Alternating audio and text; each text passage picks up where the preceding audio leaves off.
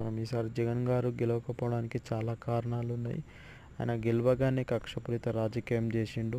వాళ్ళ మంత్రులతోటి బూతులు తిట్టిపిచ్చిండు. వాళ్ళ మంత్రులతో వాళ్ళ ఫ్యామిలీని ఇతరుల ఫ్యామిలీని టార్గెట్ చేసి వాళ్ళ ఫ్యామిలీని తిట్టించడం, 3 పెళ్ళిళ్ళు అంటూ ఇలాంటివి చిల్లర చిల్లర మాటలు ఈయననే డైరెక్ట్గా మాట్లాడటం, ఈయననే కూడా డైరెక్ట్గా వాళ్ళ ఫ్యామిలీని టార్గెట్ చేయడం, ఇలాంటి చిల్లర పనుల వల్ల ఈసారి వైఎస్ఆర్సీపీ గెలవడానికి చాలా కారణమైంది.